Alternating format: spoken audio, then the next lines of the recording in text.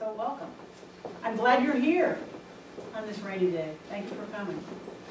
So today, what we're going to keep talking about is our celebrations of the season. And this is the second week. Last week we talked about Advent, and we talked about a new way of looking at Advent, which is a way of new birth and transformation and new beginnings. And an invitation to look at the message of Jesus as one of birth and not inevitable walk to death. So today I'm going to switch our paradigms a little bit, and I'm going to talk about Buddhism, because on December 8th is Bodhi Day. And those of you who know the story of the Buddha know that when he achieved enlightenment, he did it sitting under a ficus tree known as the Bodhi tree, Bodhi meaning awakening. And so on December 8th, many Buddhists, particularly in the Mahayana tradition around the world, celebrate December 8th, the 8th day of the 12th month of the lunar calendar, as Bodhi Day, as the day on which Gautama Siddhartha achieved enlightenment. And it's interesting, you know, we have Christmas trees. Gabe was just talking about her Christmas tree. What do they do on Bodhi Day? They decorate trees. They get together with family and friends. They eat great food. Do I sense a trend? So yeah, except they decorate trees, the ficus trees, with flags and strings and lights, and they get together with great friends and family and have a great meal. So anyway, last week I said when we were talking about celebrations of the season, we were going to talk about how different faith traditions celebrate the season. And then I launched into a discussion of Buddhism, which really is a misnomer, because many people believe, and I think this is true, that Buddhism is not really a faith tradition. When we think of faith traditions, we think of some of the monotheistic traditions, faith in God, or faith in an other God, or faith in an external being, or even faith in a universal power that might be somewhere outside of us. Buddhism is not that. Buddhism is based on truth and on practice. What the Buddha believed and what he taught is that we can achieve enlightenment ourselves without any reference to theology or to an external scripture or to religion or to a God that is other. His philosophy is based on practice and on truth, on a relentless search for the truth within yourself. And he advised his followers to just reject any practice which did not resonate as true with them. So he didn't set out to create a religion. Isn't this funny? Neither did Jesus. Isn't it funny that these great way showers don't start out trying to create religions? What happens is the minute they die, people start saying, well, I'm going to worship him, and I'm going to create this into a structure, and I'm going to create a theology, and I'm going to create ritual, none of which these folks did. And that's especially true for the Buddha. He actually began his seeking as he realized that the religion that he had been born into, which was Hinduism, did not at all address what he was looking for, which was the cause of human suffering and the way to alleviate it. So what he started was an investigation into how to address the central issue of human suffering, the issues of whether we have souls, whether there's a God, if we have souls, what happens to them, is there an afterlife? He just regarded all that as useless speculation. People would ask him, and he would say it is just not skillful, it is not useful to address those questions. He actually gave a story to address what he called the futility of all this metaphysical kind of meandering into questions that in his view didn't matter.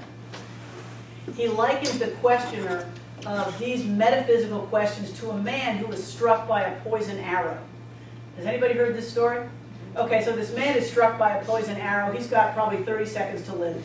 He summons the surgeon, and instead of asking the surgeon, pleading with the surgeon to pull out this arrow, he says, wait, until you pull out the arrow, don't do it. I need to know who shot it. And I need to know what the bow was made of that shot it.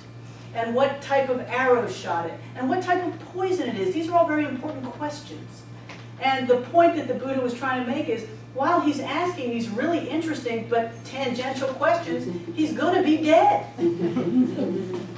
So the point is, when you are struck with the poison arrow of suffering, the Buddha taught, don't derail yourself with all these metaphysical questions about kind of what it is and how it got there and what type of suffering is it? It's better to go directly to how you get rid of it, how you fix it, how you heal yourself of this suffering.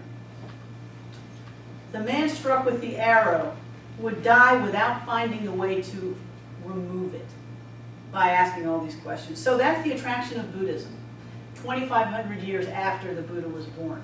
Because what he's teaching us is that we all suffer, which is true, in varying degrees, at varying times in our lives, and we all have it within ourselves to alleviate it through practice, through things that we can do, through ways that we can live our lives, not necessarily by reference to a scripture or an external God or to a ritual or to belief in something else, even though we can believe in something else. Buddhism is very simpatico with other religious traditions, as we know, because a lot of the Christian mystics that we study take aspects from Buddhism, specifically contemplative thought, meditation.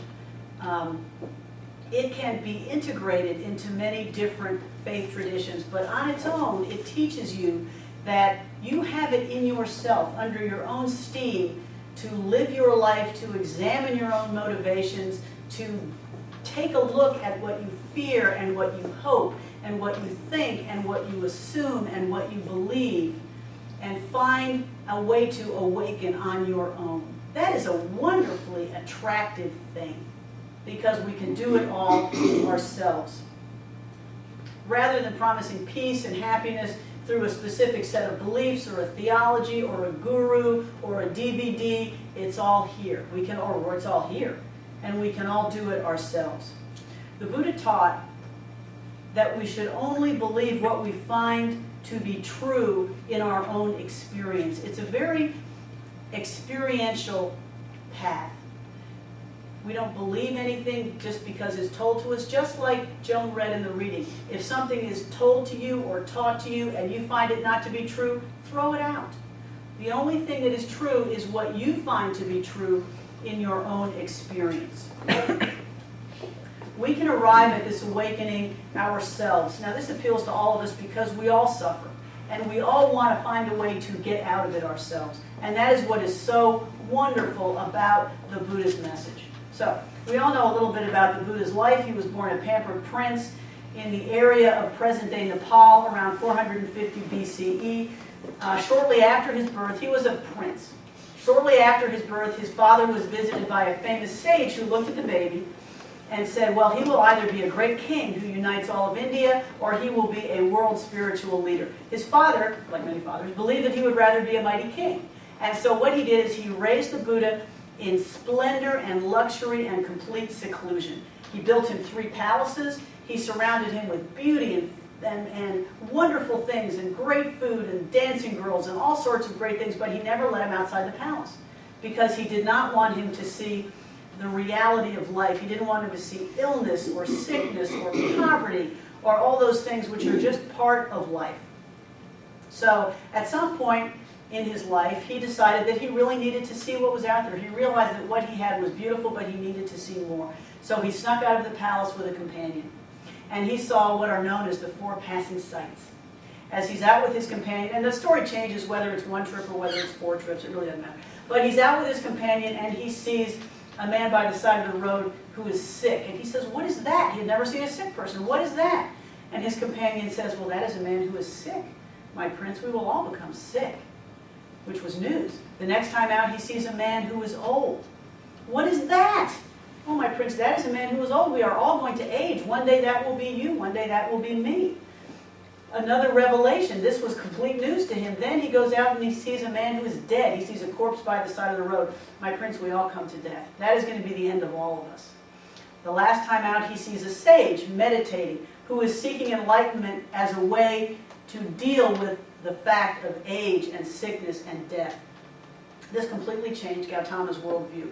He decided that what he was attached to, the luxury, the beauty, the food, the whatever, was all illusory, it was all passing, and the fact that he was attached to it and it would go would create suffering for him.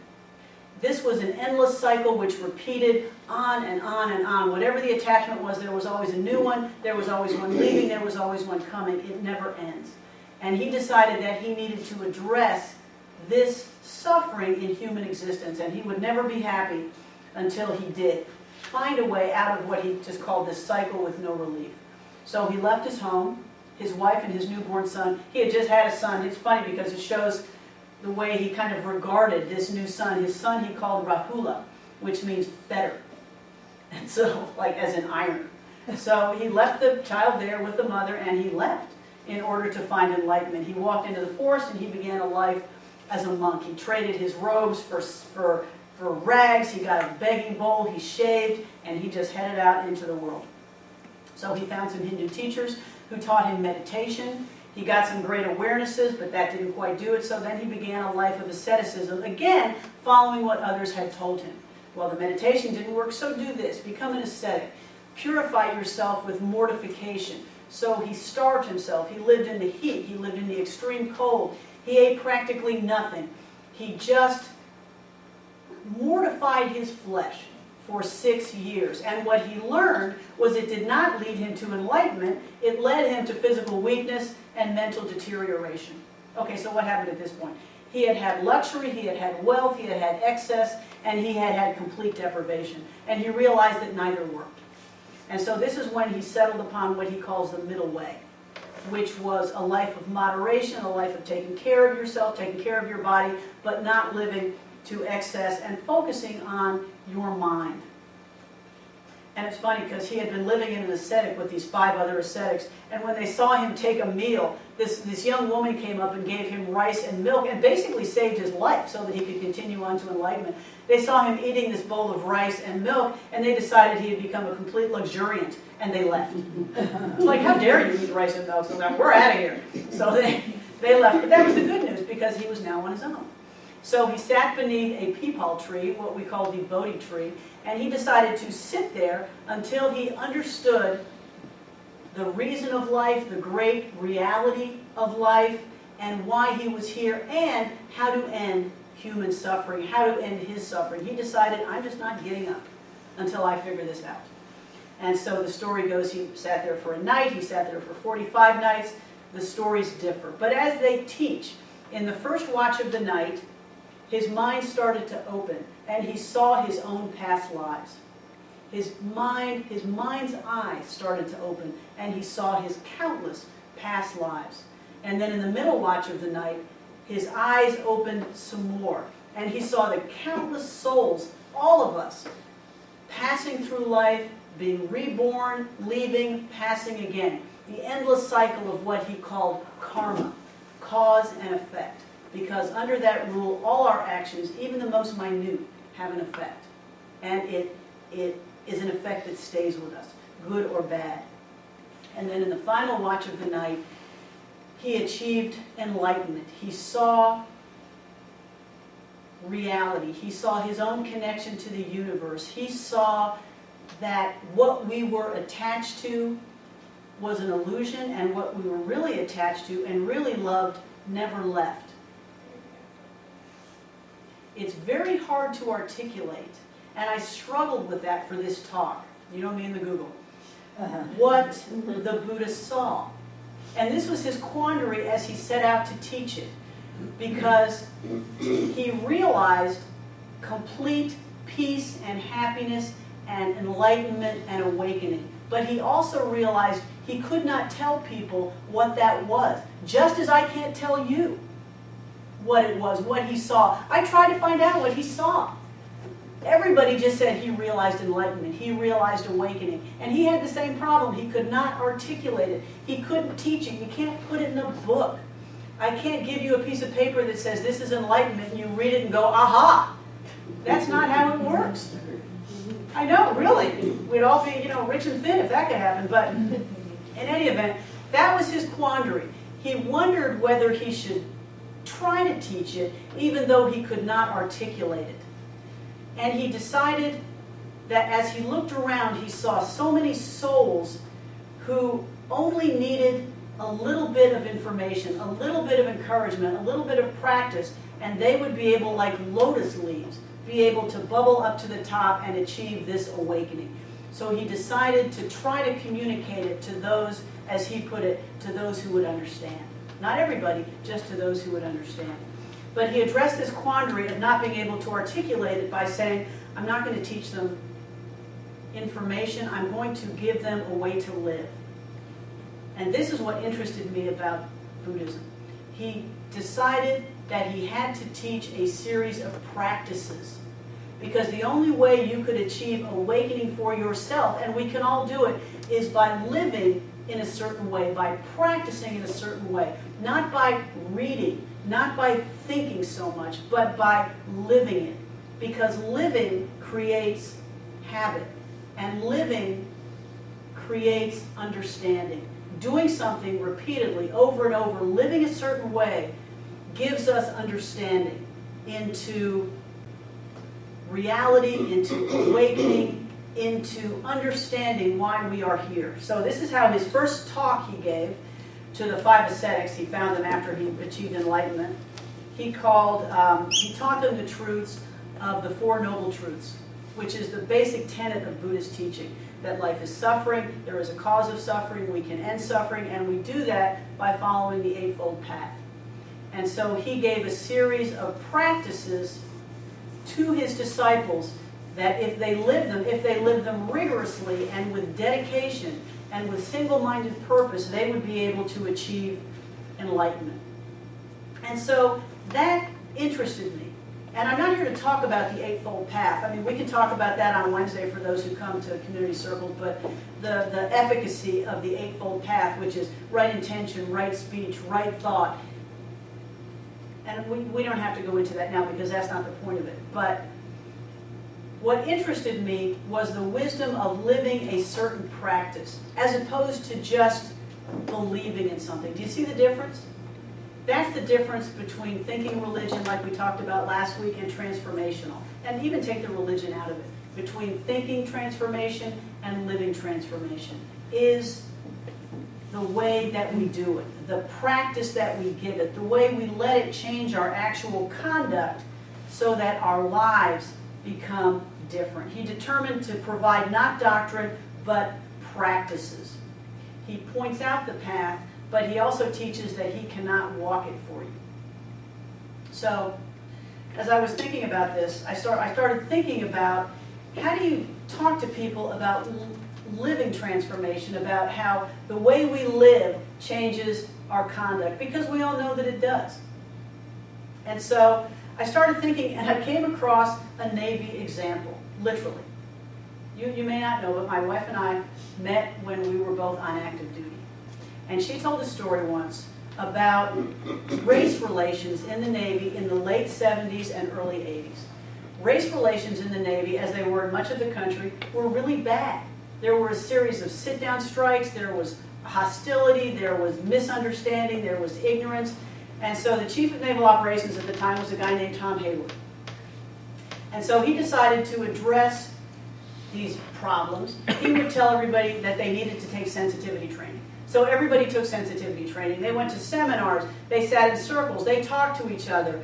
They tried to, open their minds to, understanding everybody else's point of view. And the bottom line, it was a complete and total failure.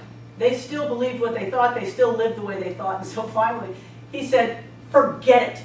He sent out a memo, he said, I don't care what you people believe. You can believe whatever you want. What I care is how you act. From now on, you're going to act like everybody here is your shipmate. I don't want to see any behavior that says anything, but you can believe whatever the heck you want, go with God. But this is how you're going to act. And that's what he did, and this being the Navy, this being the military, everyone said, yeah. And so they went and did it, and it completely changed. People acted in a way that showed respect, in a way that showed comradeship, in a way that showed that this person was indeed my shipmate. And it totally changed their beliefs, because they were acting that way. C.S. Lewis also said that if you don't love your neighbor, if you act as though you love your neighbor, after a while you're going to love your neighbor. And that's what the Buddha taught. He taught just a series of ways to live so that we would grow in compassion, grow in love, grow in what he called equanimity, and grow in joy. So that to me was a wonderful thing to think about. Last week we talked about believing and doing inner work to transform. This week it's about what can we do? How can we live? What practices can we engage in that kind of change the qualities that animate our lives? because at the end of the day, what he found in terms of alleviating suffering was how to acquire what he called the four immeasurable minds: joy, compassion, love, and equanimity. One thing I love about Buddhism is so many things have a number to them, and that's because it was an oral tradition. And so if you're teaching the Four Noble Truths and you can only come up with 3, you know you've got a problem. So you need to go let your neighbors say, I'm sorry, I've only got 3, what was the 4th? So it's a great way to remember these things. But this tradition is one in which you just go ahead and you walk the walk, and you open your heart and you achieve compassion and you grow your sense of love through actually how you live. And that's the message that I got from Bodhi Day, is how do we take these practices, whether we believe in an other or we don't, we can still be the light. And nobody knows actually what the Buddha's final instructions were, but there are many who think make of yourself a light was one of his final instructions. And that's what he was saying. By the way you live, by the way you practice, by the way you regard the world, by how you live with compassion and love and joy and equanimity, you can make yourself a light. And that's very refreshing, because even for those of us who don't buy into a religious faith or don't believe in a God that isn't, we are still a candle, we are still a light. And the Buddhist tradition is a way to walk that light and a way to carry that light to the rest of the world. So that's one thing I would like us all to think about as we go into the next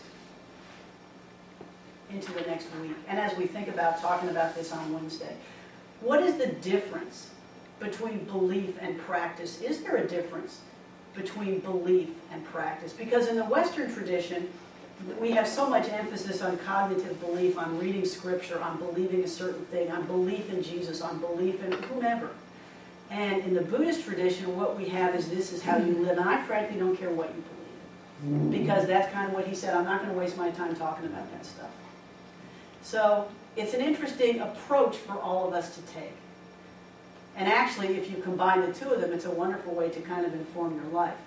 But I just thought that was an interesting way to approach these celebrations of the season, and an interesting way to learn about how we can expand our notion of being a light in the world.